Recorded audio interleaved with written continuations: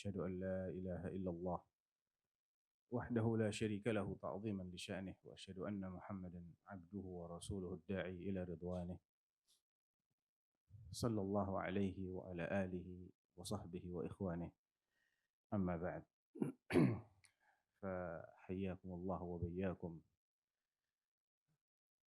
يا طلبة العلم.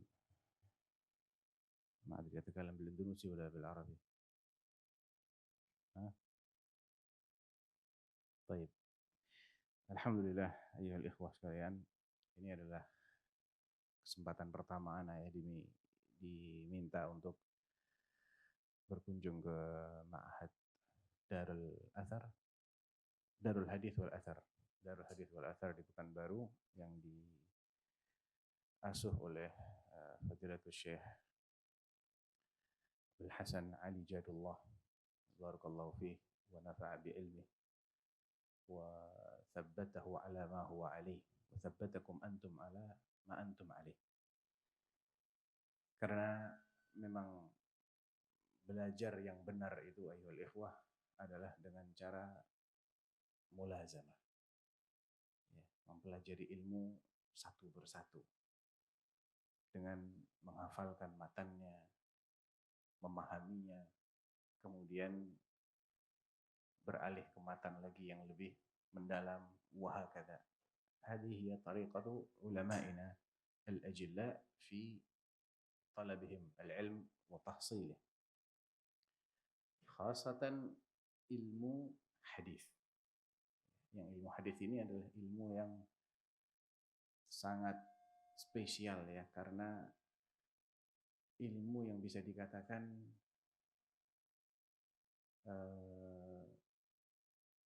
demikian detail, demikian akurat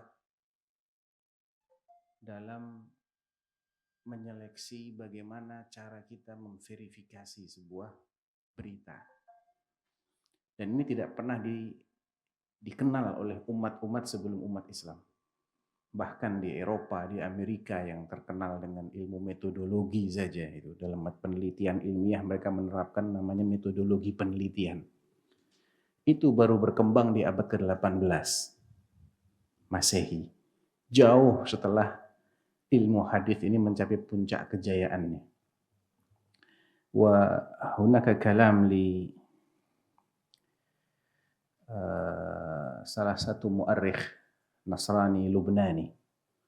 Ada ahli sejarah yang bukan muslim ya, Nasrani, min Lubnan, ismuhu Dr. As'ad Jibril Rustum. Ana sa'angkul kalamahu. As'ad Jibril Rustum ini hidup di sekitar tahun 1930-an ya, mungkin meninggal ya. Qal fi kitabihi Mustalahut Tarikh. Itu nama kitabnya ya, Mustalahut Tarikh, safhah 39. Qal awal man nazzama naqd ar-riwayat at-tarikhiyah wa wada' al-qawa'id lidzalik ulama'ud-din al-islami. Yang pertama-tama merumuskan metode untuk mengkritisi riwayat-riwayat sejarah dan meletakkan kaedah-kaedah untuk menilai validitas suatu riwayat. Siapa yang pertama kali? Ulama'ud-din al-islami. Wa humul muhaddithun. فإنهم اضطروا اضطرارا إلى الاعتناء بأقوال النبي صلى الله عليه وسلم. Karena ahlul hadis itu mau tidak mau mereka harus menjaga baik-baik ucapan-ucapan nabinya ini. Mana yang benar-benar diucapkan oleh nabi, dilakukan oleh nabi, disetujui oleh nabi, dan penisbatannya itu valid, sah, dan mana yang ada masalah di situ atau yang tidak sah penisbatannya. Mereka harus menjaga ini. Ila al-i'tina' bi aqwalin nabi wa af'alihi li fahmil Qur'an wa tawzi'il 'adl. Dalam rangka memahami Al-Qur'an dan juga berlaku adil. Faqalu in huwa illa wahyun yuha. Ma tuliya minhu fahuwa al-Qur'an wa man lam yutla minhu fahuwa sunnah. Karena Al-Qur'an maupun sunnah itu adalah wahyu, semuanya dari Allah. Kita harus perlakukan dengan adil. Sebagaimana kita harus menjaga Al-Qur'an, mereka juga sadar mereka harus menjaga sunnah. Dua-duanya adalah wahyu. Fambarau li jam'il ahadits wa darsiha wa tadqiqiha. Maka mulailah mereka berlomba-lomba para ulama ini untuk mengumpulkan hadis-hadis Nabi, mengkajinya, mempelajari detil-detilnya, seluk-beluknya. Bahkan ketika tersisipi satu kata yang tidak diucapkan oleh Nabi pun mereka bahas itu. Dalam pembahasan apa? Al-Mudraj. Ya. Ini ucapannya Nabi atau ucapannya sahabi atau rawi? Dibahas oleh para ulama. Ziyadat ats-thiqah. Dibahas oleh para ulama. Sah enggak ini penambahannya? Iya betul, si fulan itu thiqah. Tapi itu benar enggak Nabi bilang begitu? Karena ada konsekuensi. Kalau kita terima tambahan ini, pengertiannya jadi lebih sempit atau bahkan jadi lebih luas. Tapi kalau kita tolak, maka ada konsekuensi lain. Itu mereka bahas. Ya. Ketambahan 2 kata anin Nabi, tambahan itu benar enggak? Jangan-jangan yang benar mauquf. Enggak ada anin Nabi, enggak ada qala Rasulullah. Ada an fulan an Abi Hurairah anin Nabi. Abu Hurairahnya ini ada apa enggak ini? Jangan-jangan tidak ada, yang betul itu mursal. Itu dibahas semua. Fa'athafu ilm al-hadith biqawaid. Huna الشاهد. فأتحفوا من هؤلاء العلماء. Mereka memperkaya ilmu hadis biqawaid dengan kaidah-kaidah la tazalu fi ususiha wa jawhariha muhtaramatan fil awsatil ilmiyyah hatta yaumina hadha. Yang mana kaidah-kaidah itu secara prinsip dan intinya masih sangat dihargai di kalangan akademisi sampai hari ini. Dan As'ad Jibril Rustum ini hidup di abad ke-20. Wa qala aidan fi mawdhi'in akhar. Safhah 46. Isma'u. Akbabtu ala mutala'ati kutubil mustalah. Akbabtu ala mutala'ati kutubil mustalah. Aku benar-benar gandrung untuk membaca, menelaah kitab-kitab mustalah al-hadis. Wa jama'tu aktsaraha. Bahkan aku mengoleksi sebagian kitab mustalah. Ini Nasrani ya. Mu'arrikh Nasrani, Lubnani. Qal akbabtu ala mutala'ati kutubil mustalah wa jama'tu aktsaraha. وكنت كلما ازددت اطلاعا عليها ازداد ولعي بها وإعجابي بواضعيها. Tiap kali aku telaah lebih dalam, tiap kali aku menjadi semakin kagum dan takjub kepada ketelitian dan keakuratan mereka yang menyusun kitab-kitab mustalah ini. Wa qala aidan safha 48. Walau anna mu'arrikhi Uruba, hadha alladhi dzakartu lakum. Walau anna mu'arrikhi Uruba fil usuril haditsati tala'u ala musannafatil a'immatil muhadditsin. Seandainya sejarawan-sejarawan Eropa di zaman modern ini sempat baca kitab-kitabnya ahlul hadis sebelum mereka itu mengkaji sejarah, mereka baca dulu kitab mustalah. Lama ta'akharu fi ta'sisi ilmi al-methodologiya hatta awakhir al-qarn al-madhi. Mereka tidak akan terlambat dalam merumuskan ilmu metodologi penelitian. Sehingga ilmu ini baru dirumuskan oleh mereka di akhir-akhir abad 19 atau akhir-akhir abad, ya mungkin abad 19 kira-kira. Itu baru mereka tahu bagaimana cara meneliti. Langkah-langkahnya supaya penelitian itu dicap sebagai penelitian ilmiah. Kita sudah jauh. sudah 1000 tahun mendahului mereka, lebih dari 1000 tahun mendahului mereka. Mereka baru menemukan metode ini. Dan ini jelas menunjukkan keutamaan dari ilmu hadis yang merupakan bagian yang tidak terpisahkan dari din. Ya. Fahani'an lakum, ya, adalah sebuah nikmat bagi antum semua yang hadir di sini khususnya, dan siapapun yang diberi kesempatan oleh Allah Subhanahu wa taala untuk mempelajari ilmu hadis. Karena yang kita pelajari adalah bagian yang tidak terpisahkan dari Al-Qur'an. Bahkan ba'du salaf mengatakan Al-Qur'an ahwaju ilal hadis. Al-Qur'an itu lebih membutuhkan kepada hadis Nabi daripada hadis Nabi itu kepada Al-Qur'an sendiri. Karena apa? Karena Al-Qur'an ini nggak mungkin bisa diamalkan tanpa ada hadis Nabi. Ya. Dan Allah Subhanahu wa taala pasti menjaga hadis Nabi sebagaimana Allah menjaga Al-Qur'an. Allah Subhanahu wa taala menurunkan Al-Qur'an sebagai kitab hidayah linnas. Dzalikal kitabu la raiba fihi hudan lil muttaqin. Hudan linnas di ayat yang lain. Wal hidayah la takunu hidayatan illa idza fuhimat ma'aniha. Sesuatu itu tidak akan menjadi petunjuk kalau yang tercatat hanya teksnya. Antum mendapatkan ada tulisan, misal nih, antum pergi ke suatu negara, ke Cina, ke Jepang, ke manalah ya.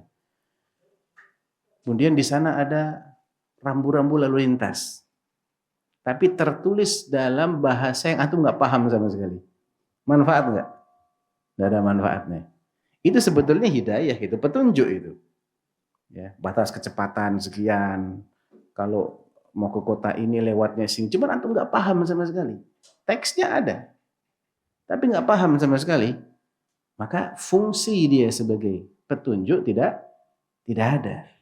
Nah, Al-Quranul Karim Allah turunkan itu bukan hanya sebagai bacaan tentunya. Bukan, hudan lil muttaqin, hidayah, petunjuk. Sehingga dia tidak akan berfungsi sebagai petunjuk manakala tidak bisa difahami dengan baik dan benar. Betul enggak? Sekarang bagaimana kita akan bisa memahami Al-Quran dengan baik dan benar kalau hadis Nabi tidak dijaga oleh Allah? Kalau hadis yang sahih dengan yang dhaif ini campur jadi satu, nggak bisa dibedakan, bagaimana itu akan dijaga? Bagaimana Al-Quran ini bisa kita amalkan? Allah perintahkan kita untuk sholat, Allah perintahkan kita untuk zakat, tapi detailnya nggak dijelaskan sama Allah. Kapan berakhirnya waktu sholat subuh, waktu zuhur, waktu ashar, waktu maghrib, waktu isya, jumlah rakaatnya berapa, tata caranya bagaimana. Sebagian disebut dalam Al-Quran, tidak semua. Ya, tidak semua syarat-syarat sahnya sholat disebut dalam Al-Quran. Tidak semua rukun-rukun sholat disebut dalam Al-Quran. Ya. Oleh karena itu, terjaganya Al-Quran berarti mau tidak mau terjaganya dua hal bersama Al-Quran. Yang pertama adalah Al-Hadith, yang kedua adalah Al-Lughah Al-Arabiyyah, bahasa Arab. Ini bahasa Arab ini luar biasa ini. Satu-satunya bahasa yang tidak pernah rusak di dunia ini. Padahal umurnya sudah ribuan tahun. Umurnya bahasa Arab itu lebih tua daripada umur Al-Quran maupun hadis yang turun kepada Nabi. Karena sebelum Al-Quran turun bahasa Arab sudah ada kan? Sudah ada. Ya. Dan sampai hari ini bahasa Arab nggak berubah. Gramatikanya sama. Dan tidak ada di dunia bahasa seperti itu. Tidak ada bahasa yang eksistensinya seperti bahasa Arab. Coba selidiki bahasa Indonesia ini umurnya berapa abad. Coba teliti aja. 100 tahun yang lalu sudah jauh berbeda. Ya, mungkin belum ada itu bahasa Indonesia 100 tahun yang lalu. Bahasa Inggris. Beda gramatikanya, kosakatanya. Bahasa Arab ini, antum mau cek kosakata di zamannya Imam Syafi'i ada. Di syair-syair jahiliyah ada kosakatanya. Allah jaga bahasa Arab Dan Allah jaga sunnah Nabi SAW karena terjaganya keduanya adalah bagian dari terjaganya Al-Quran. Allah turunkan Al-Quran dalam bahasa Arab.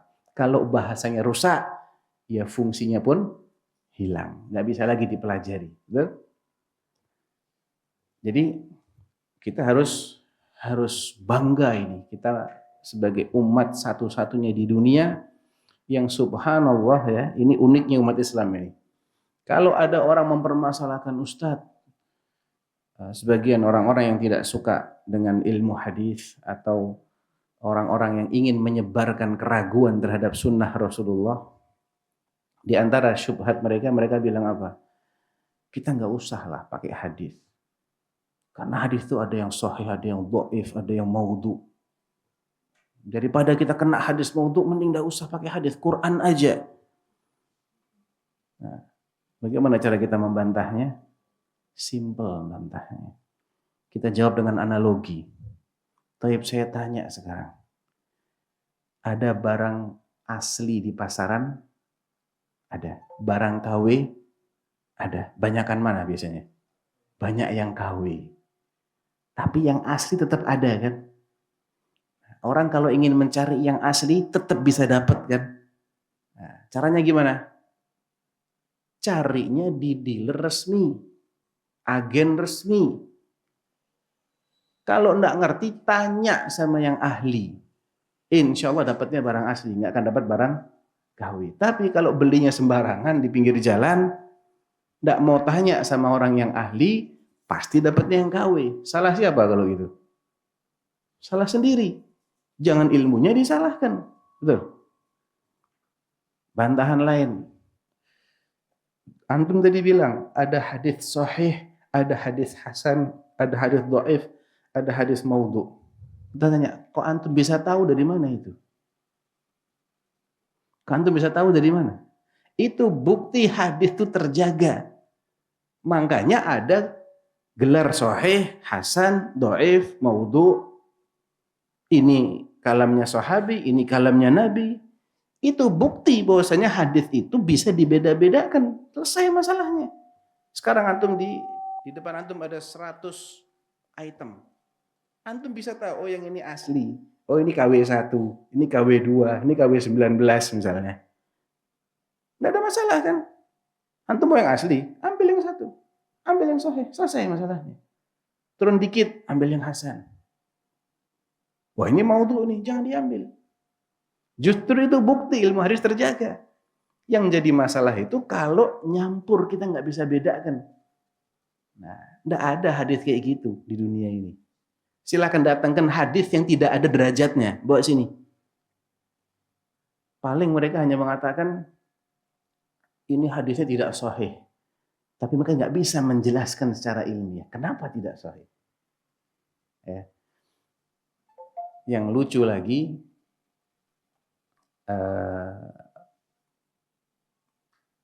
ketika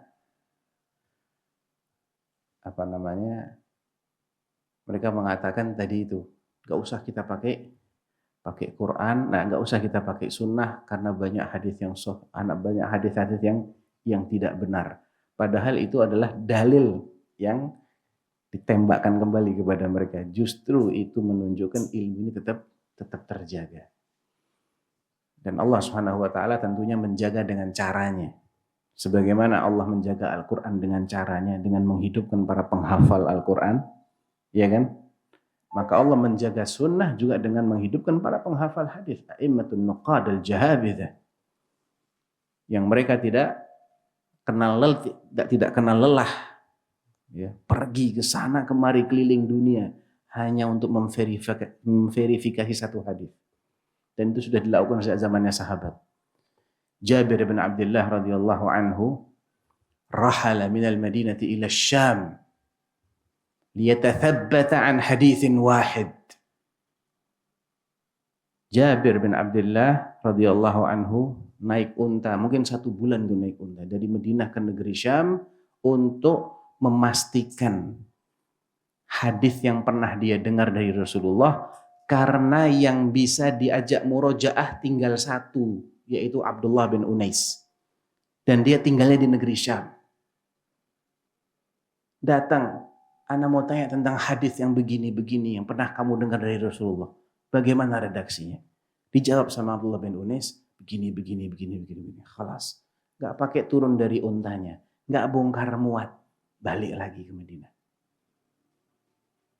Jadi Allah hidupkan orang-orang yang mau capek seperti itu. Dan tidak sedikit jumlah mereka. Syu'bah bin al-Hajjaj, Abu Bistam, ya, Syu'bah ibn al-Hajjaj al-Basri. Suatu ketika dia mendengar ada Ishaq bin Abi Farwah. Ishaq bin Abi Farwah ini terkenal matruk. Ya. Dia menukil sebuah hadis, tapi sanadnya ini mu'dal. Ada beberapa perawi yang secara beruntun tidak disebutkan. Disebutkan hadis itu, ana lupa tentang, atau nggak salah tentang fadilah wudhu, ya, tentang fadlul wudhu kalau nggak salah. Tapi dia sebutkan dengan sanad yang terputus secara beruntun. Begitu dia menyebutkan hadis tidak ada sanadnya itu, dihardik oleh Syu'bah. Kamu dengarnya dari siapa? Saya dengar dari si fulan. Si fulan itu ada di kota Makkah. Ini di Basrah. Basrah itu di Irak. Langsung dia rahal. Berangkat dia ke Makkah. Ditanya, ada hadis yang bilang begini. Kamu dengarnya dari siapa? Dari fulan. Lah, bukan dari fulan. Dari tempat ente. Orangnya ada di Irak sana.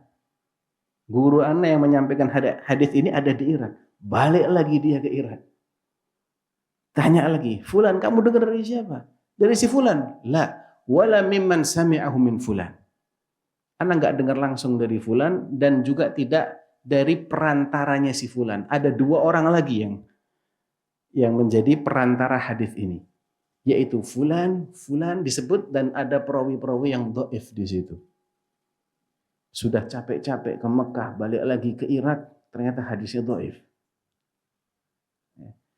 Ada bukti yang luar biasa bagaimana Allah menghidupkan orang-orang yang mau seperti itu. Mau mudzakaratul hadis, mau menghafal hadis. Abu Hurairah radhiyallahu anhu, kama fi sahih, qala laqad kuntu a'tamidu ala kabidi minal ju'. Pernah suatu ketika aku menggelepar saking kelaparan. Famarra bi Abu Bakar fasa'altuhu an ayatin fi kitabillah wa innaha la ma'i. Ketika itu aku melihat Abu Bakar lewat, maka aku tanya, pura-pura tanya sama Abu Bakar tentang penafsiran satu ayat dalam Al-Quran, padahal aku sudah tahu tafsirnya apa. Maksudnya apa? Biar diajak makan sama Abu Bakar. Fa'ajabani wa madha. Dijawab tafsirnya begini, udah pergi lagi. Gak paham Abu Bakar bahwa Abu Hurairah sedang kelaparan berat ini. Thumma jaa Umar fasa'altuhu an ayatin fi kitabillah wa innaha la ma'i. Habis itu Umar yang datang. Sama, aku pura-pura tanya. Dijawab sama Umar, lewat lagi. Enggak paham juga ini Umar. Thumma marra bi Rasulullah sallallahu alaihi wasallam fa'arafa ma fi wajhi. Faqala Aba Hir. Qultu labbaika ya Rasulullah. Itba'ni. Begitu Nabi yang lewat, Nabi ngelihat mukaku yang mengenaskan kelaparan ini, Nabi faham. Abu Hir, dipanggilnya Abu Hir. Fakunyatuhu Abu Hurairah wa huwa Abu Hir aydan. Wa kana yaqul li an tukannuni bi dzakarin ahabbu ilayya min an tukannuni bi untha. Kalau kamu panggil aku dengan kunyah kucing jantan, aku lebih senang daripada dipanggil dengan kucing betina. Hurairah itu anak kucing betina. Kalau Hir itu kucing jantan yang dewasa. Abu Hurairah dipanggil, ayo ikut aku, kata Nabi SAW. Ikut. Kenapa Abu Hurairah sampai kelaparan begitu? Karena Abu Hurairah ingin mulazamah sama Rasulullah SAW. Dia ingin jadi orang yang pertama kali dengar hadisnya Rasulullah. Dia nggak mau mensibukkan dirinya dengan bisnis, dengan dagang, dengan apa-apa. Dia ingin jadi orang yang pertama kali mendengar hadisnya Rasulullah Sallallahu Alaihi Wasallam. Ya, kisah tawilah intinya banyak sekali syawahid tarikhiyah, bukti-bukti sejarah yang menunjukkan bagaimana Allah itu menyiapkan untuk menjaga ilmu hadis ini rijal. Ya. Wa kana syekhuna Abdurrahman Ballafrij yaqul ilmu al-hadithi dzakar. Ilmu hadis itu ilmunya laki-laki. Ya, jadi makanya adanya rijalul hadis. Ya. Yang liyahtaj ila rujulah. Perlu kejantanan, perlu keuletan untuk bisa menguasai ilmu hadis ini, karena juga fadilahnya luar biasa. Yang dibahas itu adalah ucapannya afdalul bashar, Rasulullah, qudwatun alaihi salatu wassalam. Ya. Jadi nasihat ana buat diri ana dan juga buat antum sekalian, mumpung ada yang bisa mengajarkan antum ilmu hadis, ya, dan antum bisa belajar dengan cara mulazamah, yang mulazamah ini sudah banyak ditinggalkan dan mereka beralih ke cara yang belum teruji keberhasilannya. Dzakara Syekhuna Syekh Shalih Al-Utsaimin fi kitabih Khulasah Ta'zim al-Ilm. Ya, Ta'zim al-Ilm itu kitab yang beliau susun terkait dengan adab-adab talibul ilm. Beliau buat ringkasannya, khulasahnya fi al-ma'aqid as-sadis. Ya, al-ma'aqid as-sadis min ma'aqid Ta'zim al-Ilm. Beliau menyebutkan di situ tentang cara belajar yang seharusnya ditempuh oleh para penuntut ilmu itu adalah at-tadarruj, ya, bertahap. Dan bertahapnya itu dengan cara tidak mulai dari mutawwalat, tidak langsung membahas matan yang panjang, tidak. Yang kecil dulu, yang ringkas dulu, mukhtasarat dulu. Mukhtasar yang disyarah oleh orang yang menguasainya, dihafal matannya, difahami dengan baik, baru nanti beranjak ke matan berikutnya. Poin yang kedua yang sangat penting adalah tidak menggabungkan dua ilmu sekaligus, apalagi lebih dari dua ilmu dipelajari secara sekaligus, padahal ini dua disiplin ilmu yang berbeda. Wa fi taradufil fununil man'uja ittau amani ittau amani istabaqa lam yakhruja. Kalau ilmu itu dipelajari secara berbarengan, dua disiplin ilmu, 3 disiplin, 4, 5 bahkan sekaligus dipelajari, tidak akan ada yang bisa dikuasai. Seperti kalau bayi kembar itu tidak bisa dua-duanya keluar, mesti salah satu kan. Mau dia kembar identik sekalipun keluarnya harus selalu satu persatu. Man ramal ilma jumlah dhahabat anhu jumlah. Siapa yang mencari ilmunya itu secara grosiran gitu ya, nggak mau sedikit-sedikit, mana mau belajar ini, belajar nahwu, sharaf, hadis, fikih, ini itu sekaligus dipelajari, akhirnya nggak jadi semua. Dapatnya cuman secuil sini, secuilnya pun nggak jelas di bagian mana. Ya. Tapi kalau dia mempelajari yang mukhtasar, satu persatu fokus dulu ke sini. Ya. Tentunya mulai juga dari taqdimul aham fal muhim. Ya, taqdimul aham fal muhim. Dahulukan yang paling penting, yang paling urgent dulu untuk dipelajari dari berbagai macam ilmu. Karena ilmu ini banyak sekali. Ilmu itu banyak sekali. Dan tidak mungkin kita bisa kuasai semuanya. Mau dikasih umur 1000 tahun pun tidak bisa. Ya. Jadi kita harus prioritaskan, kita punya waktu yang kita alokasikan ini untuk cari ilmu berapa lama. 5 tahun, 10 tahun, 15 tahun, 20 tahun. Mana dulu yang kita akan pelajari? Pelajari yang paling penting. Yang paling penting itu adalah ilmu yang mengajari kita bagaimana bisa menjadi hamba Allah. Bisa menjadi Abdullah. Al-aqidah. Tauhidullah. Ya, ilmu tentang akidah. Bagaimana kita mengimani Allah, malaikat, kitab-kitab, para rasul. Yaumul qiyamah, al-qadha wal qadar, akidah. Kemudian ibadah yang dibangun di atas akidah yang sahih, yang paling penting apa setelah akidah? As-salat. Dan salat itu mau tidak mau dimulai dengan taharah. Sehingga ini yang harus kita prioritaskan. Belajar toharoh. Jangan toharoh belum ngerti, udah belajar fiqhul jihad. Ya akhi, ish tujahid. Sudah belajar yang detail-detail yang macam-macam. Akidahnya masih berantakan. Lah, pelajari dulu tauhidullah, haqqullah 'alal ibad. Ya'buduhu wa la yusyriku bihi syai'a. Pelajari kemudian yang paling penting yang sifatnya fardu ain. Tentang toharoh. Ini kan tiap hari kita kerjakan. Tentang salah tiap hari. Bacaan yang harus dihafal dengan mutqin terlebih dahulu sebelum dia menghafal yang lain, suratul Fatihah. La yakun al-insan 'aliman bin nahwu was sarf wal balaghah tapi dia tidak ngerti tafsirnya surat al-Fatihah. Anta taqra'uha kulla yawm.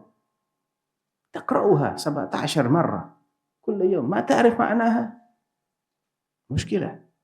Dia belajar yang lain-lain, Masya Allah. Tapi yang ini yang tiap hari dia pelajari, itu dulu harusnya yang dikuasai. Kemudian, wahakadha. Jadi kita harus tahu. Kalau kita nggak tahu, tanya sama gurunya. Apa yang harus anak pelajari dulu setelah ini. Kadang-kadang orang tidak tahu mana yang lebih urgent buat dia. Ini konsep seperti inilah yang dulu diterapkan oleh para ulama kita, sehingga mereka menjadi ulama-ulama yang betul-betul menguasai disiplin ilmu syar'i. Tentunya masih banyak lagi poin-poin yang perlu untuk dibahas, tapi insya Allah itu tidak sulit untuk kita baca, tidak sulit untuk kita dapatkan.